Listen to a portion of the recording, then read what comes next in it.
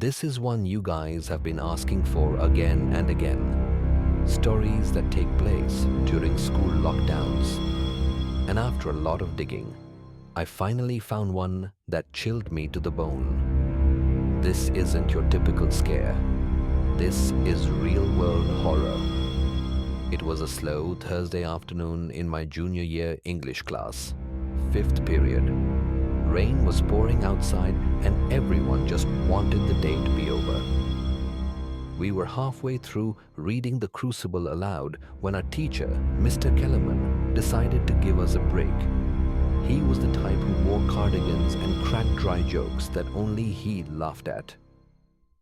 "Let's do something different," he said, and pulled up a vocabulary quiz game on the projector. It felt more like kindergarten than high school, but hey, at least it wasn't another discussion about Puritan guilt. That's when the intercom buzzed. Not the usual cheerful tone we were used to hearing during morning announcements. This was just static, followed by the voice of Principal Gaines. Only he didn't sound like himself. His voice was shaky, barely composed. "This is not a drill. I repeat, this is not a drill. Teachers, initiate lockdown procedures immediately." The room went dead silent. Mr. Kellerman froze for a second, then moved faster than I thought he could. He turned off the projector, shut the blinds, turned off the lights, and motioned for us to gather in the corner by the supply closet.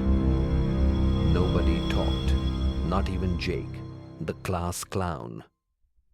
You could feel the tension in the air like a wire pulled tight. We sat there for maybe 2 minutes. Then the emergency lights cut on.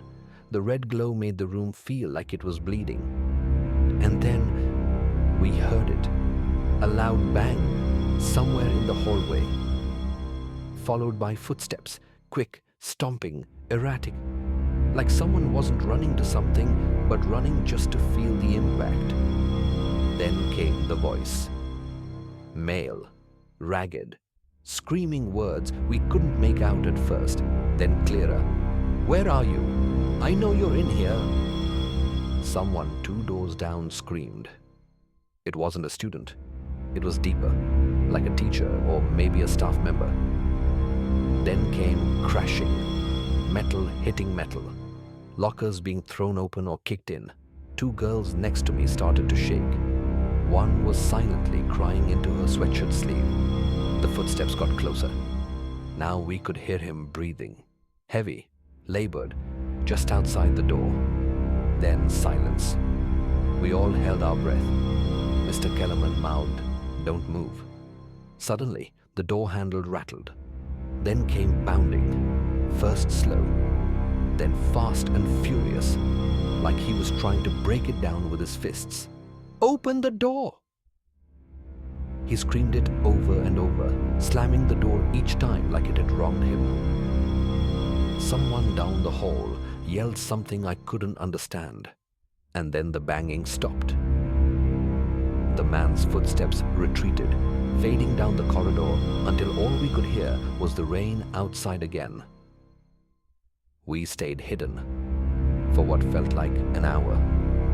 But according to the clock on the wall, it was only 10 minutes before the PA system crackled again. "This is Principal Gaines. The threat has been neutralized. Remain in lockdown until further notice." Later, we found out the intruder was a former student, expelled 2 years earlier for setting a trash can on fire in the gym. He'd walked into the school through a side door someone forgot to lock. No weapon, just rage. He'd attacked a janitor and was tackled by the school's resource officer near the cafeteria. Nobody got seriously hurt. But that day changed how we all saw our school. Not just as a place for books and homework, but as somewhere danger could walk right in, unnoticed, unheard, until it was pounding at your door.